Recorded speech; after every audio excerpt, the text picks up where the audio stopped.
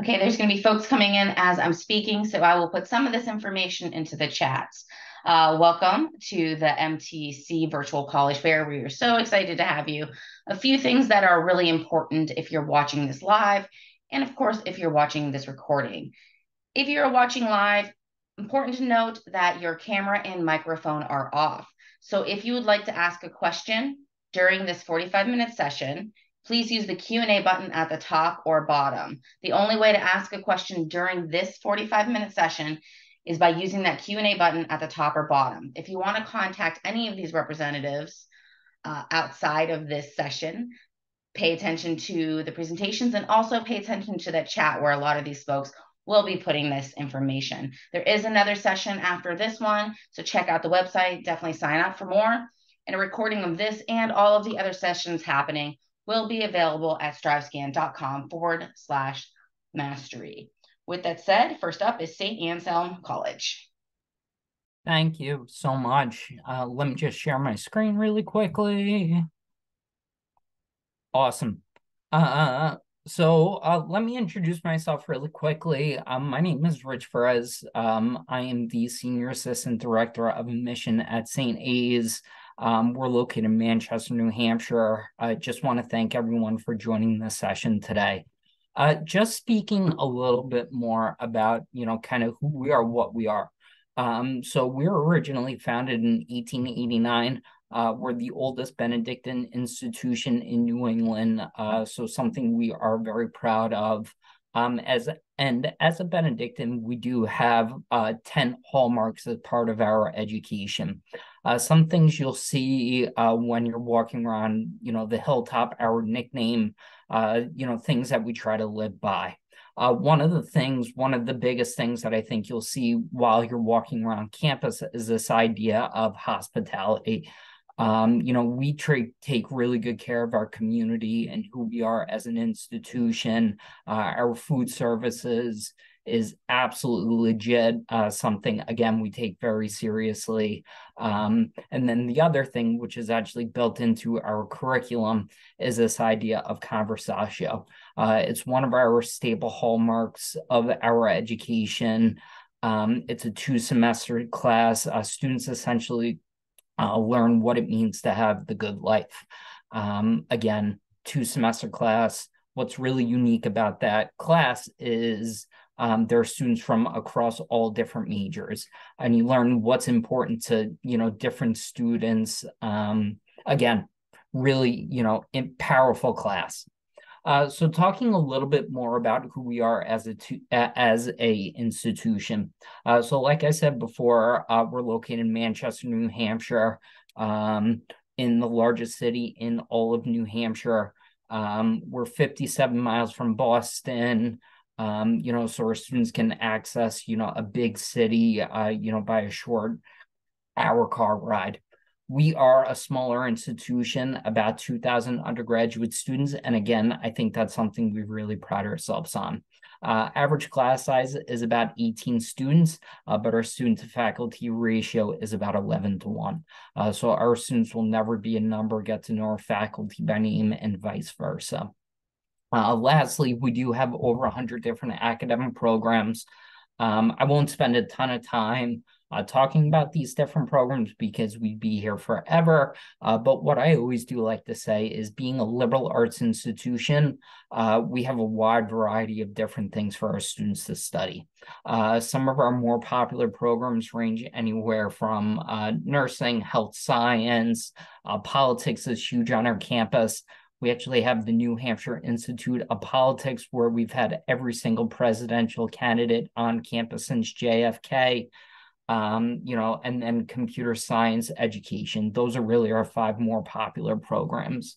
We also do have all the pre-professional programs. So if you're thinking about, becoming a dentist or going into law school, we have all the advisors to help you get to essentially where you ever want to be.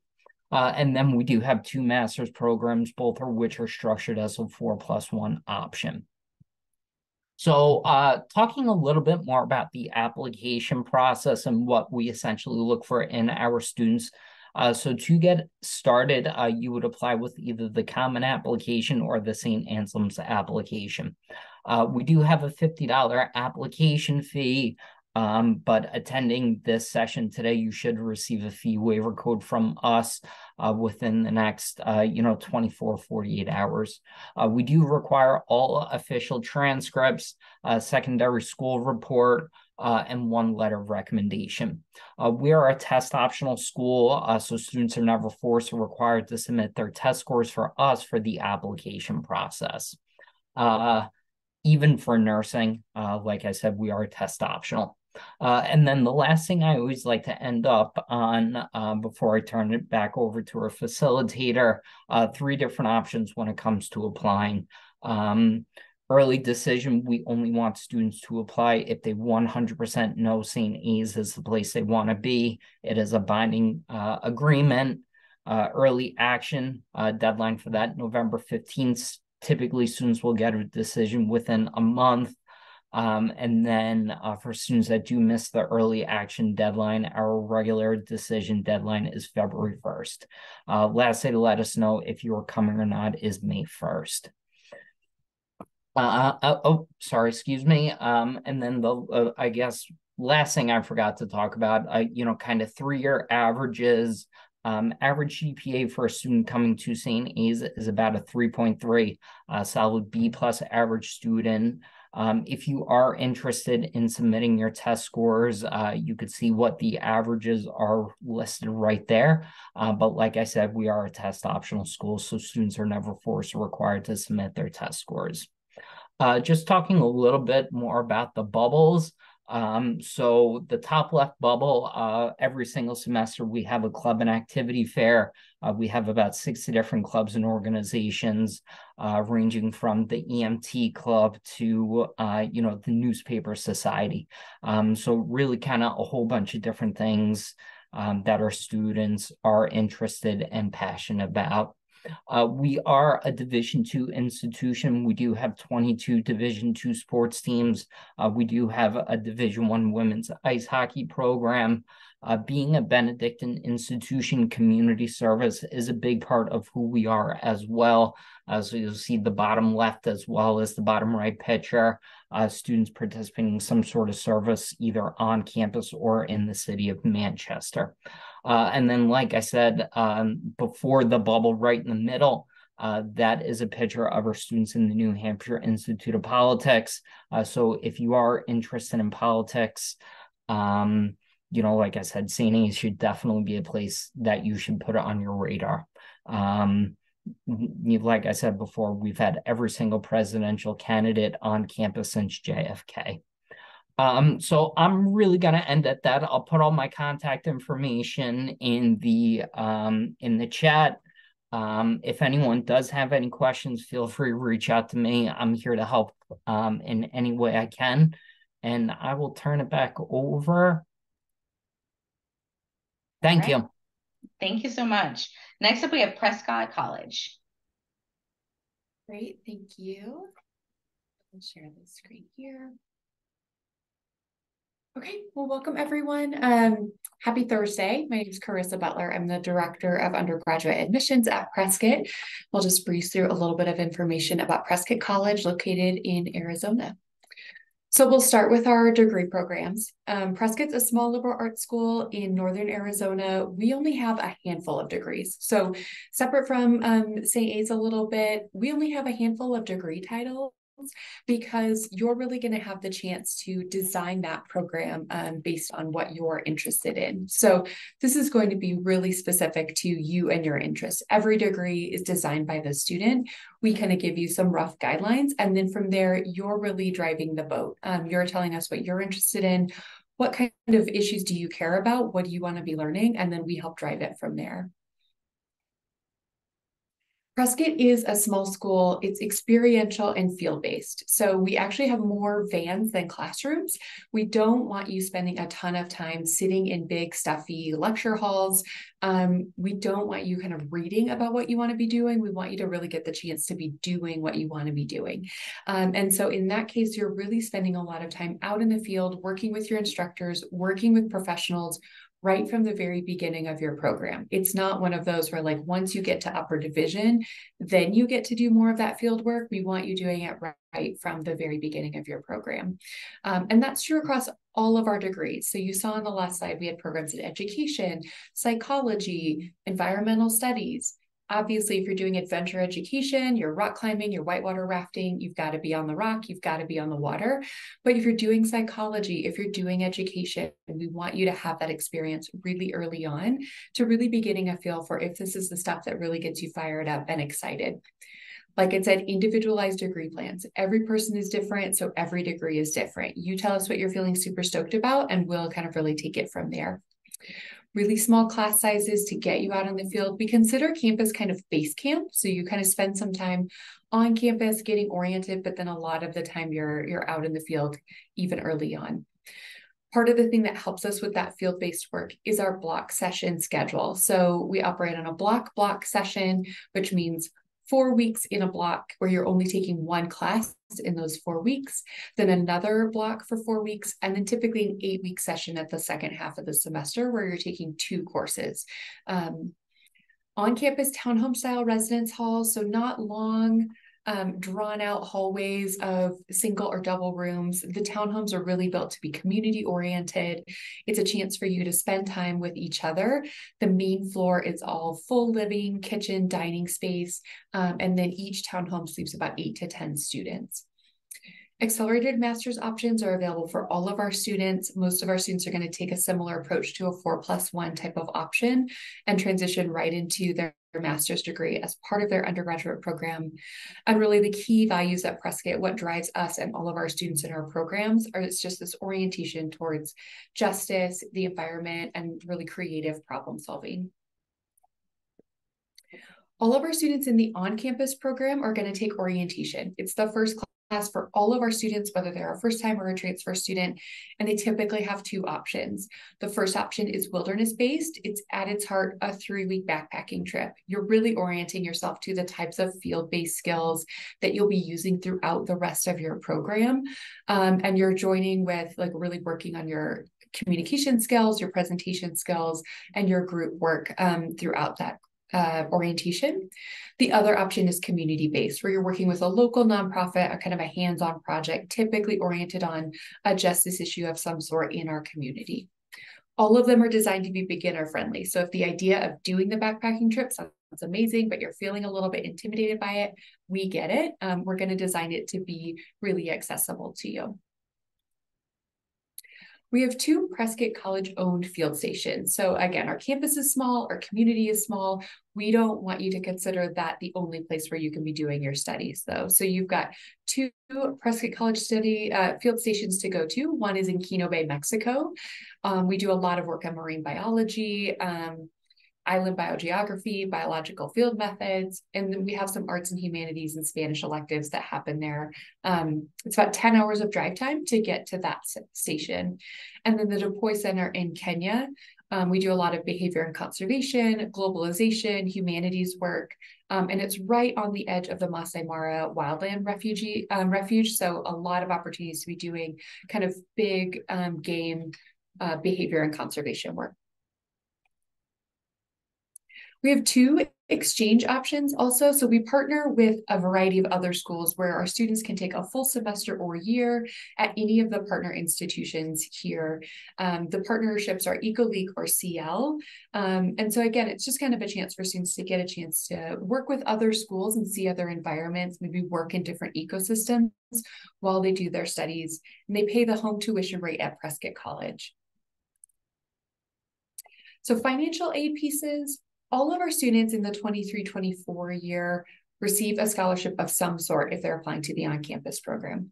Right now, this is what our methodology looks like. We're reviewing it for 24-25. So it's going to be really common for a lot of the schools that you're applying to. Right out of the gate, for our students that complete their application and are accepted, first-time students are going to receive $17,000 renewable every year towards their tuition. And transfer students are going to receive $15,000 every year. Then on top of that, we stack need-based bridge grants for those really high-fit students that write us a really strong essay or really demonstrate an alignment to our mission, vision, values. They have the option of being added an additional $2,000 per year. This is on top of any aid you're getting by doing the FAFSA or working on other private scholarships that you might be bringing into your aid package here.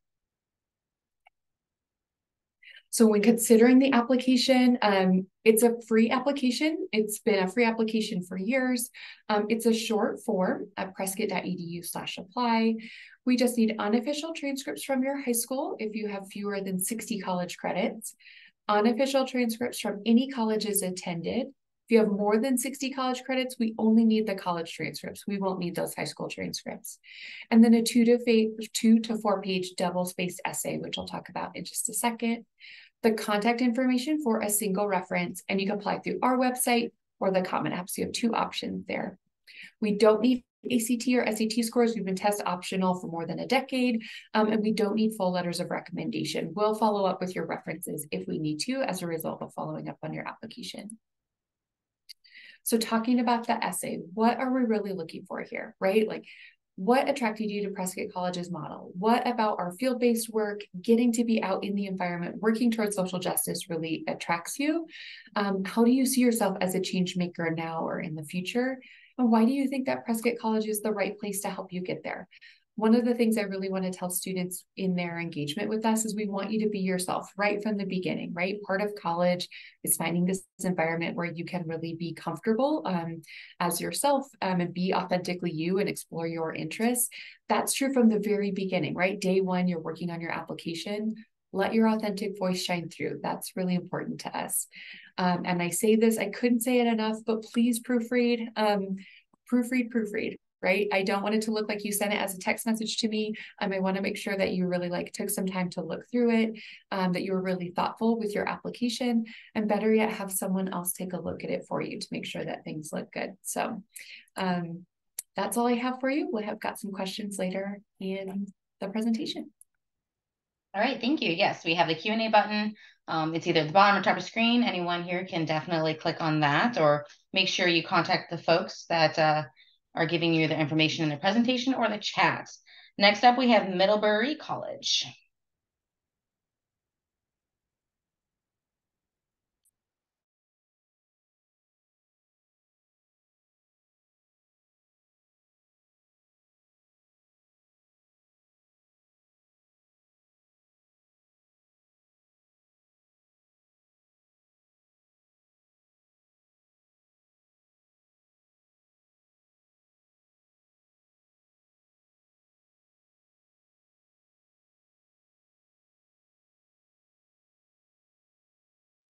You're on mute. Yeah, you're muted. So sorry, thank you. Hi, everyone. Thank you all for being here and welcome to a short virtual introduction to Middlebury College. My name is Kate Wallace, and I'm a Middlebury admissions counselor as well as a recent Middlebury student. I was a member of the graduating class of 2023. At Middlebury, I was an English major and an art history minor, and tonight I'm excited to share why Middlebury was such a great fit for me and why it might also be a great fit for you. For those of you who are not super familiar with Vermont, we'll zoom out for a moment and talk about where Middlebury is located. We are in central Vermont, an hour away from Burlington, which is Vermont's largest city, only 2 hours from Montreal. And we recently got an Amtrak station right in the town of Middlebury, so students can walk 5 minutes from campus and take a train to New York City or anywhere else that the Amtrak lines connect to. The really nice thing about coming to Middlebury and being a student here is that you're not just joining our student body community, but you're also joining the wider Middlebury and Vermont community. This is our beautiful campus, which has plenty of the natural space and beauty that Vermont has to offer.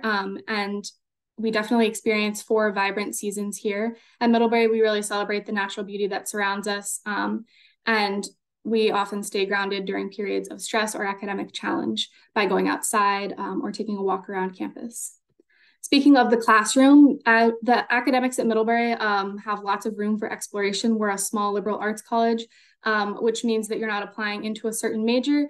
And in fact, you're not allowed to declare a major until the end of your 2nd semester. That's because Middlebury really wants you to explore the breadth of our curriculum and to take advantage of the different courses that we have to offer and the different departments that we have. There are 8 distribution requirements, of which you must fulfill 7 before you graduate, but these really are just in place to help make sure students are stepping outside of their academic comfort zones. If you've ever thought that you might want to graduate college with fluency in a new language or even two, then Middlebury is definitely a safe investment. During the normal academic year, we offer 10 modern languages plus the classics. And while Middlebury students are welcome to take a placement test and continue studying a language that they're already familiar with, many will also start from scratch. So if you show up to an introductory language class at Middlebury, you'll never speak a word of English inside that classroom, even on the first day. And that can be a daunting prospect at first, but our immersive approach really means that you are catching on very fast. And there are also many different ways for you to immerse yourself in language learning outside the classroom. So this might look like eating lunch at one of our language tables, in one of our dining halls where you're seated with a bunch of other students who are also learning that language at Middlebury and a professor, and you're making conversation and ordering your food in that language. Or it might look like applying to live in one of our language houses where you sign a pledge that says you're only going to speak that language in the house. And it makes for a really cool immersive residential experience right here in Middlebury, Vermont. But even if you don't choose to spend a semester in one of the language houses, all Middlebury language students will be prepared to study abroad by their junior year. The green flags on this map show the places where Middlebury has our own schools abroad. These are really easy to attend because your financial aid will transfer seamlessly with you abroad and your credits come easily back home with you. If you'd like to study somewhere where you don't see a flag on this map, that's entirely possible too. And our study abroad office works to send students all over the world every year. If you're maybe interested in studying abroad in an English-speaking program, that's possible too. As a student at Middlebury, I studied abroad at Middlebury School at Oxford University, and that was a great chance for me to experience life abroad, but also to take courses for my English major. But for now, we'll transport you back to our campus in Middlebury, Vermont to show you what a view out the window might look like during the winter months. We do experience winter and we get snow here, but winter is really celebrated at Middlebury. Our academic calendar is tailored to celebrate winter. We operate on a 4-1-4 academic system, which means that during the fall semester and the spring semester, students take 4 classes. And during the month of January, which is a shorter term that we call J-term, you take just 1 class. J-term is a really fun time on campus because you're going to have lots of time outside class to participate in winter term workshops where maybe you're part of a dance group learning a new dance style, or you're learning to make granola or bake bread, or maybe you're spending more time off campus skiing. Middlebury College is one of only 2 schools in the country with their own downhill ski mountain. So it's lots of fun for students who know how to ski or who want to learn how to ski. And during J-term, you have lots of free time to explore that as well. It's a really nice break in between the 2 normal academic semesters, and it's a time of rest and of kind of exploring new things at Middlebury. It's also a time of great flexibility. You only have to be on campus for 2 of your 4 J-terms, so you could choose to stay home or work or get an internship. And finally, I want to talk a little bit about admission to Middlebury. So we use a holistic review process when we read applications. This means that we care about you as a student in your academic context, but also you as a person in your community context. We are need blind and we meet 100% of demonstrated financial need for all of our admitted students. So oftentimes Middlebury is a lot more affordable than you might assume just thinking about the fact that we're a private college, but we give very generous financial aid. Finally, Middlebury is test optional, which means that you really do not have to feel pressured to submit an ACT or SAT score if you don't want to. And if you do choose to submit those scores, again, we review them in the context of where you're coming from, what other students from your high school are receiving on their tests and things like that. But really 50% of our applicants and 50% of our admitted students don't submit test scores. So you don't have to feel pressured to submit those. Thank you all so much for coming. This is my contact information if you want to stay in touch or to learn more about Middlebury. Thank you. Next up, we have University of Michigan. Hi, everyone. Thanks so much for joining us. I'm just putting in the chat our link to the fall poster for the University of Michigan as I get situated and share my screen. Let me just make sure that's coming out okay as I adjust things. And again, just to introduce myself, my name is Chris Tesoro. My pronouns are he, him. I serve as a regional recruitment coordinator within the Office of Undergraduate Admissions. I work primarily with students from California as well as my home state of Hawaii. I've actually participated in a mastery transcript talkback a couple of years ago. So it is my pleasure to reconnect with the community. Please know that we do review mastery transcript within our system, within our application review system. So very familiar, and we'll talk about a little bit about those fine points throughout the course of the presentation. But we wanted to introduce Michigan through the lens of first technology and the lens upon which the university were founded upon. If you're able to view the images and the words on the screen in front of you, you'll see that in 1817, the Ojibwe, Odawa, and Potawatomi nations made the largest single land transfer, deeded through the Treaty of Fort Meg so that their children could be educated. We always find it vastly important to acknowledge the lands upon which the University of Michigan are founded upon, as well as acknowledge the profound contributions of Native Americans to our institution. In case you're not familiar with the University of Michigan, we were founded in the city of Detroit, Michigan in 1817 and moved to our current location of Ann Arbor, Michigan in 1837. Ann Arbor is located in Southeast Michigan, which is about 45 minutes west of downtown Detroit. It is consistently recognized as one of the top college towns in America, as it provides both a vibrant city feel with more than 300 restaurants in the downtown area, as well as access to nature as it is nestled alongside the Huron River. Many students do ask me, Chris, what is the University of Michigan made up of? Is it primarily Michiganders, state of Michigan students? You can see if you're able to view those images in front of you as well as the numbers, we're about 50-50. So 50% in-state, 50% out-of-state. In terms of our total undergraduate population, it's a little over 32,000 students, with students coming from over 120 different countries. 14% of our students identify as first-generation students, the first in their family to attend a university. 18% of our students are Pell eligible. 27% of our students self-identify as students of color, and 17% identify as members of the LGBTQ+ community. So if you're able to, again, view the images in front of you, you'll see that the geographic as well as ethnic diversity illustrated by the slide indicates that your experience at the University of Michigan will be greatly enhanced by students who are coming from all across the country as well as across the globe. We often ask the students, or students will ask us what attracts students to Michigan. It is our commitment to the undergraduate experience. You'll see some of the accolades in terms of the rankings with their specific schools and colleges, but the main thing we want to emphasize is that we do offer 280 different degree programs, 14 undergraduate schools and colleges. We have a very robust 15-to-1, 1:5-to-1 student to faculty ratio. I'll get those numbers on this slide here. And our math and second language courses are capped at 18 students or below. Many students ask, Chris, is it a large campus in terms of my courses? 7% of our courses are going to be about 100 students or more, yes, but also 84% of our classes have fewer than 50 students. So we always like to acknowledge not only the breadth and depth of Michigan, but also the different resources and support that we offer our campus community. In terms of the on-campus living situation, housing is guaranteed for all first-year students. 97% of our students take us up on the offer. We do have 18 different residence halls. We also have what are called Michigan Learning Communities, which are themed communities for students to intentionally allow them to find their community through shared interests. For example, we have WISE RP, which is Women in Science and Engineering, which allows students, again, intentionally to find their housing units based on their shared interests. Also, we wanted to mention that students at the University of Michigan are highly active, high energy, as well as very spirited. If you're able to view the images on the slide in front of you, you'll see that in terms of the on-campus experience, we offer 30+ entrepreneurship groups, as well as over 1,600 student clubs and organizations.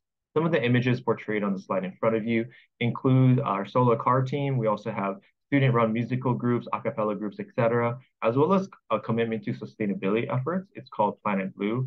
And students, if there's not any of those interests on the slide in front of you, please know that you're able to create your own organization on campus. All it takes is some initiative as well as a couple of documents, and you'll be hitting the ground running. I'll be remiss if I didn't at least mention our commitment to athletics. We are the winningest program in the history of college football, for example. We also are home to the largest football stadium in the Western Hemisphere. If you're a student athlete out there, please know that we offer opportunities in terms of intramural competitions to continue your athletic talents.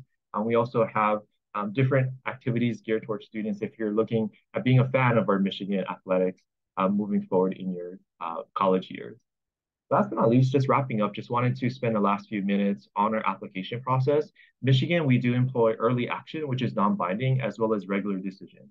And you'll see those dates illustrated on the slide in front of you, November 1st for early action, February 1st for regular decision. What I want to also tell students is that we actually give you up until May 1st to commit or pay your enrollment deposit to the University of Michigan. So it is a non-binding process for early action. About half of our students are admitted through early action as well. And we continue to be test flexible, which is illustrated on this slide here.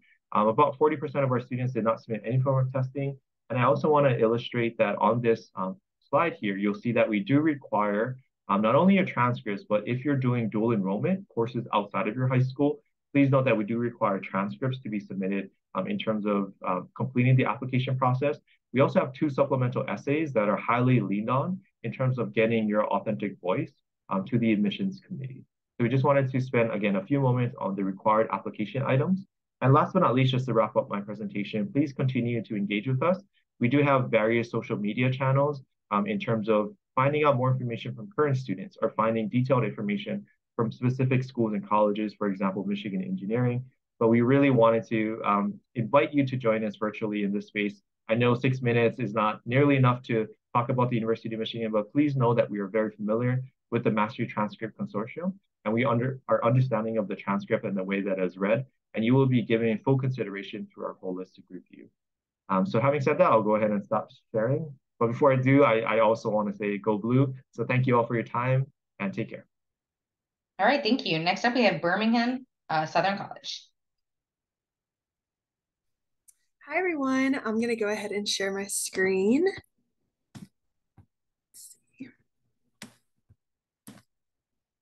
Okay, hello. My name is Hayden Futrell. I'm an admission counselor here at Birmingham-Southern College. Thank you all so much for joining us today, and I'm going to go ahead and get started with my short presentation. So at Birmingham-Southern College, we are honored to be one of the 40 colleges that changes lives. So a retired New York Times editor went around and she found 40 colleges that she believes that a student's life could be changed in 4 years. And Birmingham-Southern was named one of those. On our right, you can see our student body breakdown. So we have 950 students. They come from 30 states and 11 countries are represented on campus. And over 27% of our students identify as non-white. Our average class size is 14 students, and that breaks down to a 10-to-1 student to faculty ratio. So not only are you going to know your classmates, but you're also going to know your professors, the ladies in the cafeteria, different things like that. So we are a small school with big opportunities. We are a private liberal arts college located in Birmingham, Alabama. Birmingham is one of the largest cities in the state of Alabama, so many opportunities for internships, work study programs, things like that. We have over 80 student organizations on campus, 13 fraternities and sororities, and we have 22 Division III sports. We also work alongside a lot of different areas in Birmingham to help with our intern experiences and lots of our study abroad opportunities as well. We also have a unique exploration term built into the curriculum. So we also follow that 4-1-4 schedule. So you're going to take 4 classes in the fall, 4 classes in the spring, and then our e-term in this month of January. So you can study abroad for the month. You can have a job, an internship, anything that you're interested in. So we have over 50 areas of study at Birmingham-Southern College. Our highlighted ones are going to be our top 5 most popular. So that includes business, education, pre-health, pre-law, and psychology. And you do not have to declare your major till the end of your sophomore year. So that gives you 4 semesters and 2 e-terms to really see what you're interested in. A couple of different ways to apply to BSc. So we have 3 different ways. You can apply on our website, bsc.edu/apply, the common application or coalition on SCORE. We also have 2 different ways to apply, so standard and test optional. We've been test optional since about 2016, so we understand that not everyone's test scores is a great representation of them. For your standard application, all you need is your transcript and then your test scores. For test optional, all I need is your transcript and then an essay or personal statement, really just something to show off your writing skills. Every student is going to receive a merit-based scholarship based off of your GPA and your test scores, or test optional is just your GPA. So this is this year's ranges of test scores. If you choose to have a standard application, that's going to be the top scholarships. And then if you choose test optional, that's going to be the bottom left scholarship grid. We also have special scholarships. These have a deadline of February 15th. And your admission counselor is going to be the first person to read your application. So we're going to flag you for different scholarships that we think that you would be really great for. So that's basically what we are here for. And then I know this was really short, but I want to leave a good amount of time for our Q&A as well. I highly recommend connecting with our admissions staff and coming and visiting our campus and different things like that. So thank you guys. Okay, if I could have all the presenters turn their camera on. We're going to go in the same order that you presented. Give me a second, I'll share my screen. And if you could give us advice for someone going through the college search process. Yeah, of course. Thank you so much. I really think, kind of the best way to, to see if you're going to be a good fit at an institution is to get on campus. I know I'm probably speaking for everyone on, this Zoom call right now. We're all having information sessions. We're all doing, tours, open houses. And, it's a great way for you to be able to see if you're going to be a good fit at an institution. See the other students that are on campus, eating in the dining hall, walking the library. Again, so I highly recommend checking out campus, to see if you're going to be a good fit there. Yeah, I completely agree, Rich. Thanks for saying that. I would also add on, if your admissions counselors are real people, like you are getting some emails and things that are coming just from, the marketing team, but really a lot of the stuff that they're sending you is really from someone who cares about you and your experience. And so please feel welcome to respond to them. Please engage with them. Any question is a good question. The reason I got into higher education is because I was the first in my family to go and I had no idea what I was doing. And I just wanted people to not make the same mistakes I did. So we all have these other experiences that we want to share with you too. So please feel welcome to engage with your counselors as they reach out to you by text, email, whatever, and tell your counselors the best way to get in touch with you. I would encourage all students who are going through the college process to really focus on fit and focus on what you're looking for in a college. Just by being on this virtual fair tonight, you've seen like so many different types of colleges, and colleges tailor their experiences to different kinds of students and might work better for different kinds of students. And as a student in that position, it's exciting because you have so many different options. But I'd really focus on what will fit you best as an individual, and don't be pressured by your friends or your peers or your parents or what other people are telling you, and really focus on what you're looking for in a college experience. I guess my advice would be tailored towards the specific, context of today's session, which is Mastery Transcript, is just to inquire whether or not the school is familiar with the context of your background coming from your high school. In particular, having read Mastery Transcript for the past few years, I can tell you that it is quite different from traditional transcripts. So just putting yourself out there and asking the XYZ school that you're interested in if they have read or are familiar, or if you can provide any other insight that could be helpful throughout the process. Because we tend to receive questions from students coming from Mastery Transcript schools, just asking if we're familiar, and it always reassures them by responding, yes, we are, etc. So just framing it back to what we're here today to present to you, that would be my best advice. It just alleviates all the pressures, and you can control what you can control, which is your direct partnership with the respective school or university.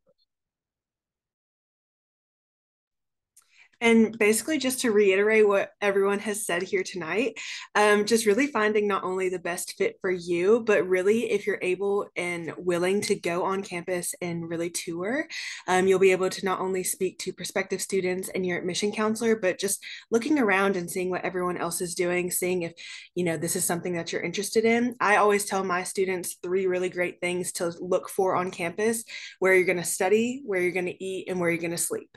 Those are really important things. Okay, I love that. We do have time for one more, and this one is actually one of my favorites. So give me a second, I will share my screen. All right, so I know you have some pretty cool things about your institution. So what is one thing you want students to remember about your school? Just one thing, starting from the top. Great. So we were actually ranked the #1 institution in terms of Christmas spirit, which I think is a cool little fun fact. For the holidays, we have probably a 40-foot Christmas tree in our residence hall.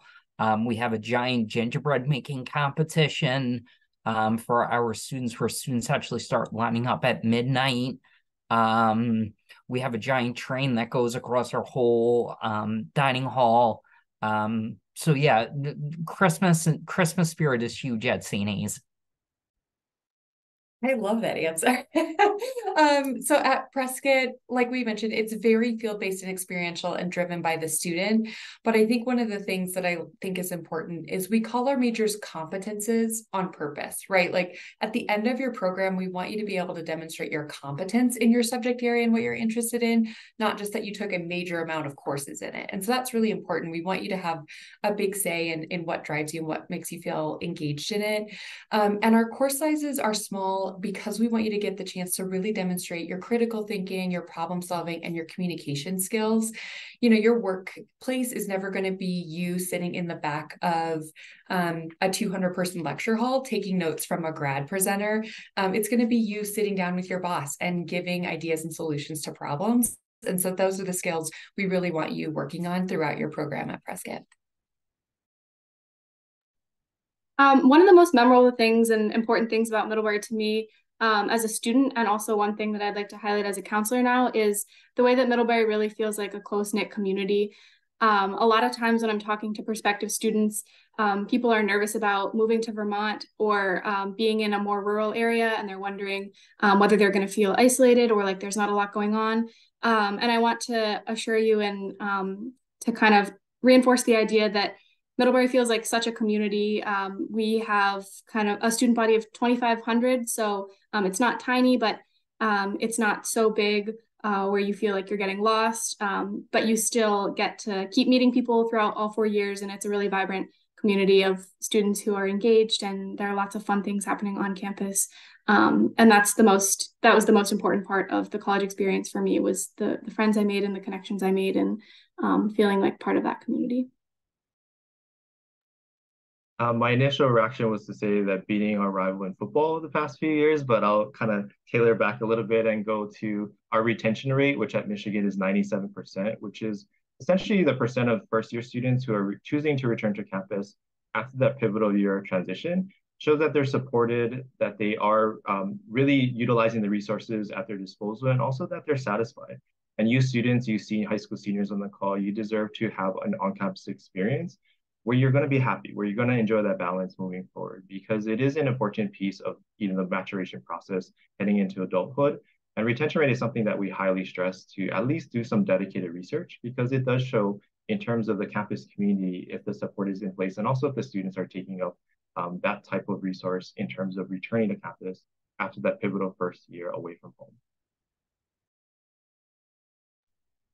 I think one thing to remember about Birmingham-Southern College is that we are a small school with big opportunities. So with over 80 student organizations, 22 Division III sports, and 950 students, really we like to say that our students are over-involved. Every student on campus is more than likely either an athlete or a Greek life, someone in community service. So you just have so many different opportunities here in Birmingham. And so we always try to help our students find anything that they're interested in. All right, great. So much variety. I love that. So my last plug is to contact these folks. They are the experts. Reach out to them. They're there to guide you, whether it's to their institution or not. They can find the right fit for you and answer the questions that you need. So snag that information either out of the chat, or if you got it from the presentation, or if you're watching this recording, scroll back and get that information so that you can contact these folks. So that wraps up this 45-minute session. There is one more session tonight, so definitely sign up if you haven't already. And a recording of this and all of the sessions that are happening tonight are at strivescan.com/mastery. Thank you to our presenters. Thank you to the folks joining us live, and to everyone that is watching this recording. Good luck and have a good night.